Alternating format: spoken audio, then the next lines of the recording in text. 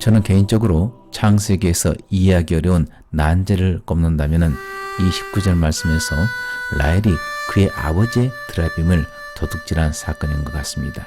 라헬은 하나님을 믿었고 아들을 임신하기 위해서 하나님께 간절히 간구한 사람인데 어떻게 우상을 훔친다는 말입니까?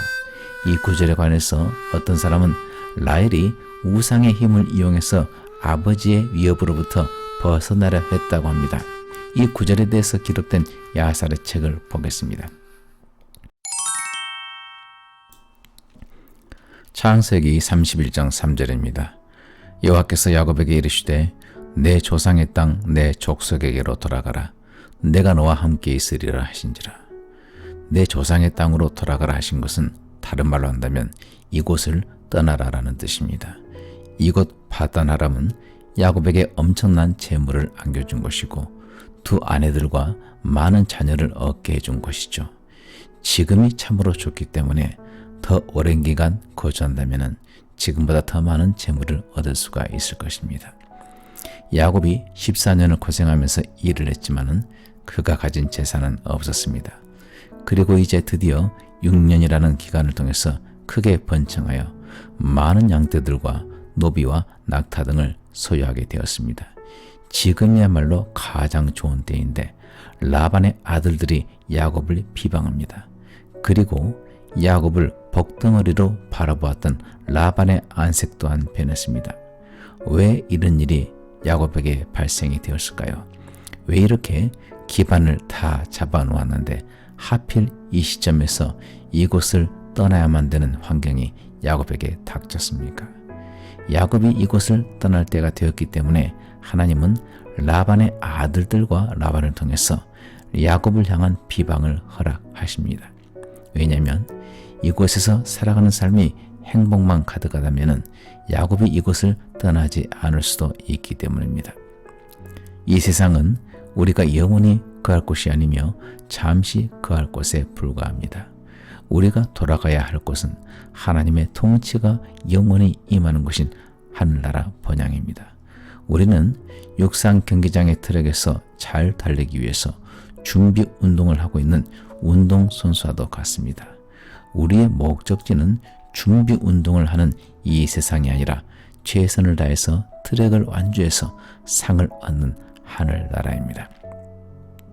17절입니다. 야곱이 일어나 자식들과 아내들을 낙타들에게 태우고 그 모은 바 모든 가축과 모든 소유물 곧 그가 파단 아람에서 모은 가축을 이끌고 가나안 땅에 있는 그의 아버지 이삭에게로 가려 할세. 파단 아람은 도시명이 아닌 지역명이기 때문에 지역은 파단 아람이고 하란은 파단 아람 지역에 있는 도시의 이름입니다. 이 파단 아람에서 고향인 브엘세바까지 가는 경로는 한 달 이상이 걸리는 긴 여정이죠. 20년 전 야곱이 단신으로 고향에서 파단 아람까지 가는 길은 힘이 들었어도 혼자 가는 것이었기 때문에 부담감이 덜했겠지만 거부가 되어서 많은 자식들과 가축들까지 이끌고 가는 고향길은 훨씬 큰 부담감으로 다가왔을 것입니다. 그리고 그 부담감에 더해서 외삼촌에게 알리지 않고 도망을 가는 야곱으로서 이 사실이 발각되었을 때 라반이 어떤 조치를 취할지 알 수가 없는 위험한 상황이었습니다. 19절입니다.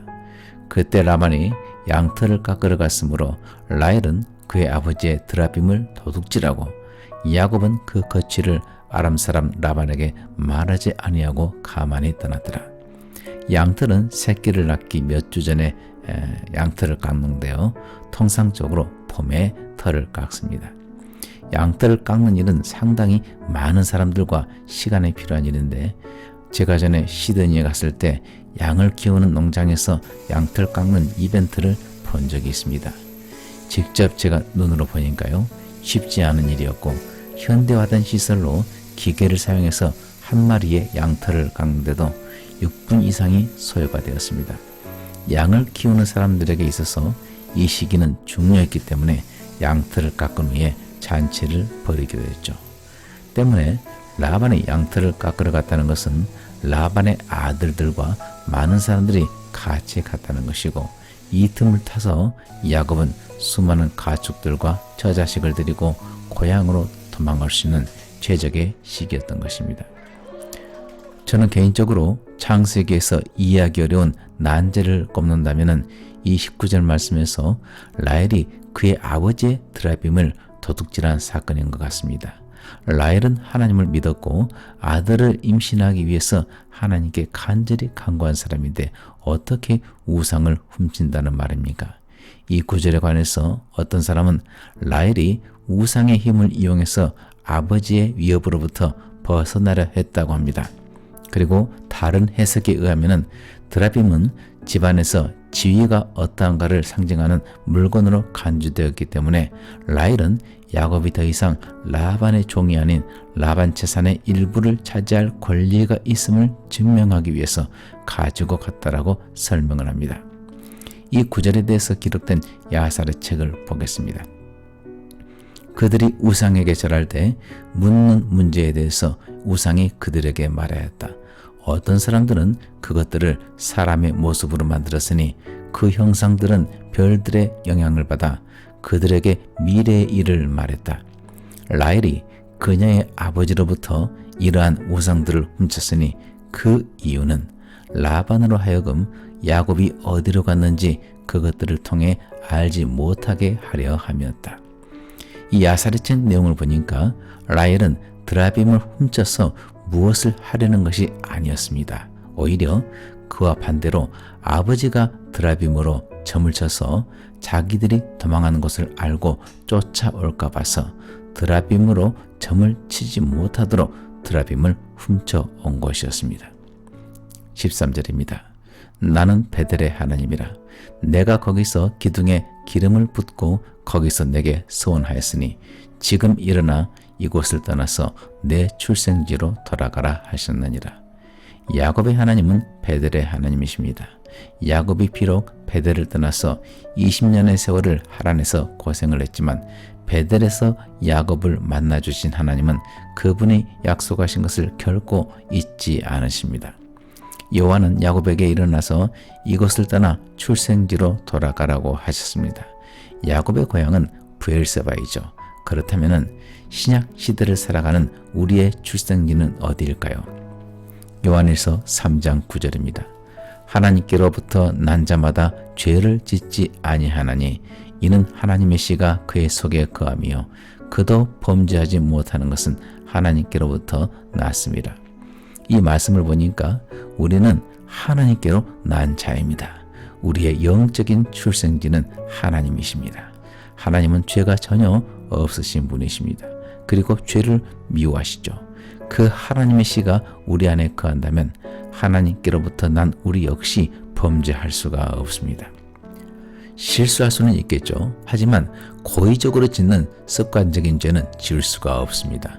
그러므로 혹 당신이 아직도 죄에 빠져 있는다면, 습관적인 죄에서 헤어나지 못한다면 하나님께로부터 난 사람이 아닙니다. 제가 판단하는 것이 아니라 하나님 말씀에서 그렇게 증거하고 있습니다. 혹 아직도 범죄에서 벗어나지 못하고 있다면 자신을 점검해야 됩니다. 지금도 범죄 가운데 거한다면 그런 사람은 아직 성령으로 거듭나지 못한 사람입니다. 주 예수께서 나를 위해서 십자가에서 죽으신 것을 단지 아는 것만으로 구원을 얻을 수는 없습니다. 믿는다는 것은 그 사실을 알 뿐 아니라 그 일을 이루신 예수님을 내 주인으로 모시고 그분의 말씀대로 살아가며 그 말씀에 순종하는 것까지 포함이 되어야 됩니다.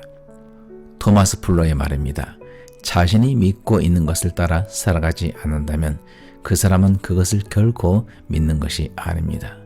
여러분이 예수님을 믿는다고 하지만 그 말씀을 따라서 살아가지 않는다면 그 사람은 그것을 결코 믿는 것이 아닙니다. 이것은 에베당에서의 여러분의 삶을 말하는 것이 아닙니다. 에베당에서는 얼마든지 거룩한 척 할 수가 있죠. 헌금도 할 수가 있고 성가대에서 찬양도 할 수가 있으며 철학기도와 온갖 봉사도 할 수 있습니다. 하지만 에베당이라는 장소를 떠나서 여러분이 살아가는 삶 속에서 주신 말씀에 순종하지 않는다면 말씀 따라 살지 않고 자기 마음대로 살아간다면 이것은 믿는 것이 아니라 불신입니다. 어제 아침에 저와 아내가 묵상한 말씀이죠. 요한일서 3장 18절이었습니다.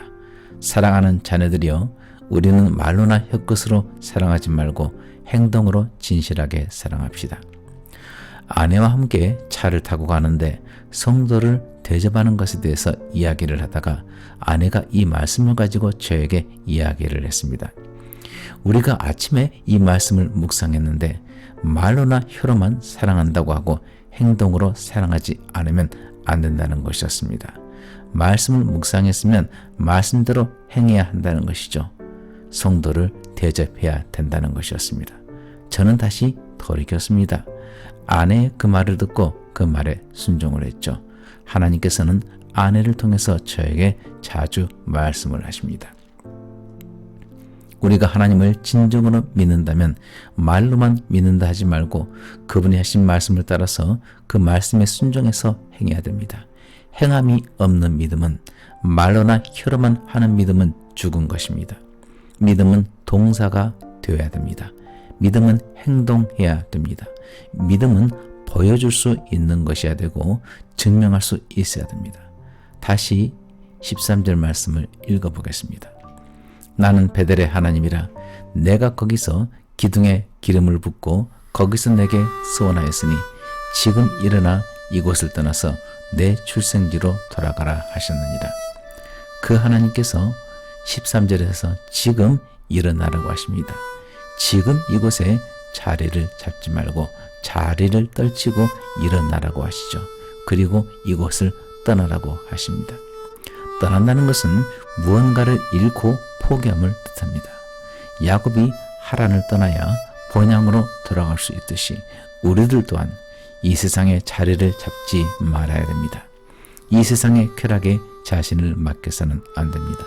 자리를 떨치고 지금 일어나야 됩니다.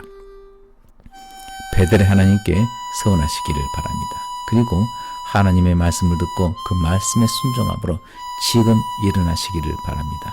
내일로 미루지 마시기를 바랍니다. 지금 여러분이 누리는 세상 즐거움과 쾌락과 죄악된 것에서 일어남으로 이곳을 떠나 하나님이 여러분을 위해서 예비하신 영원한 나라 천국을 향한 소망의 발걸음을 재촉하는 그 순례의 길을 멈추지 말고 가시기를 축복합니다.